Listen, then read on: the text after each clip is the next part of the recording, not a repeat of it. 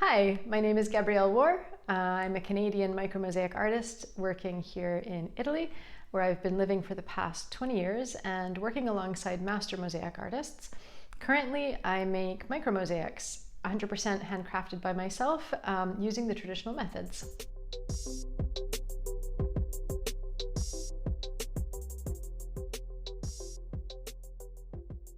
This is a dying craft, and there's very little information on the internet regarding micromosaics, so I thought I'd put together a series of videos that explain exactly what micromosaics are.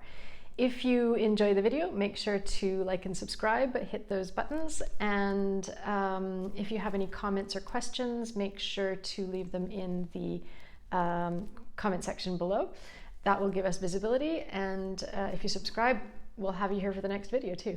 In this video, I'll be talking about the origins of micromosaics and what they are, the terminology around them, and if there's any terminology that's really important, I will write that in the description box below for future reference. So let's get into it. I want to start with the really basic description of what is a mosaic first. So a mosaic is an organized surface, different materials often. The individual components of a mosaic are called tessera. The tessera can be made of any material, so that could be stone, ceramic, glass, jelly beans, whatever you want. Each individual element is called a tessera. So mosaics traditionally had tessera of approximately 1 centimeter. I think that's about 3/4 of an inch. Micromosaics. So let's talk about what a micromosaic is. A micromosaic technically is simply a smaller mosaic. Micromosaic means a smaller mosaic.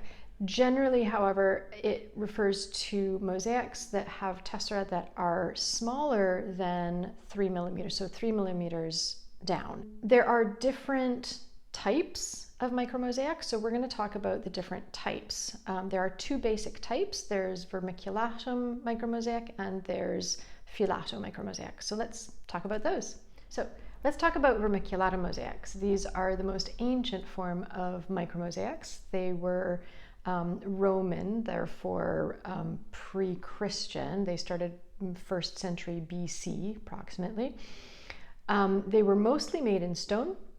They were inserts into floors, so they were on a separate base even, and inserted into a floor to be the most precious part of a floor.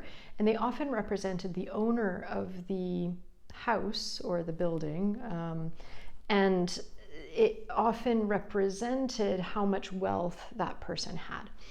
Vermiculatum mosaics had tessera from 3 millimeters down to quite small, so probably less than 1 millimeter, 1 millimeter, between 3 and 1 millimeter, generally speaking.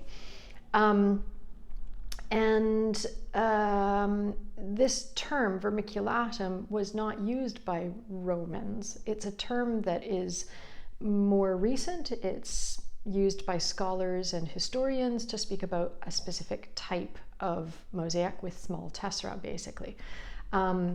So vermiculatum is specifically referring to the cut and size of the tessera. This type of micromosaic here is called Filato micromosaic, or that's how we call it here in Italy. Filato micromosaic refers to micromosaics that use a very specific technique. So Filato mosaics are a more recent evolution of mosaics. They started in the Vatican, specifically in the 1700s, more or less, due to the fact that a lot of the paintings in the Vatican, in St. Peter's Cathedral, were decaying.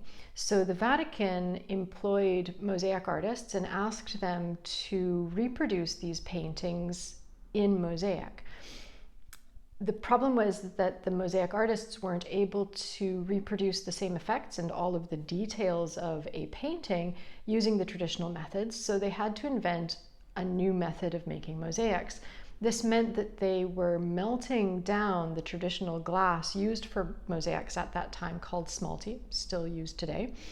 They melted that material down, pulled it into filaments, and thus invented this new type of mosaic called filato.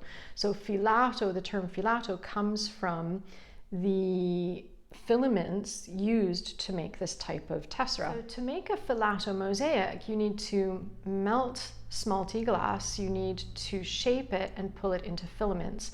Once it's cooled, you can then take a file, score the glass, snap it with a pair of tweezers, and insert it into a binder. What you see, so the top surface of the mosaic is created by a multitude of cross sections of these filaments, and they're all different shapes. Some of the filaments are quite large, especially in the reproductions of paintings like the ones in the Vatican, for example. So some of the tessera are up to around 4 millimeters, but some of them are as fine as hairs, especially in the very fine jewelry.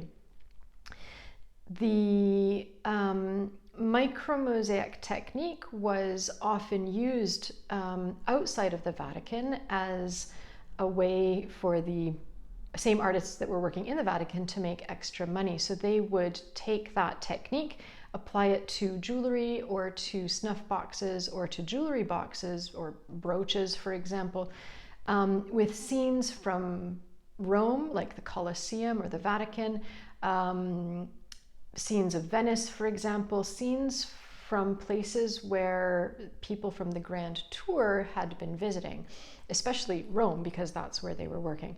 So tourists of the Grand Tour, who were rich noblemen traveling to European cities, would have some sort of souvenir to take home with them.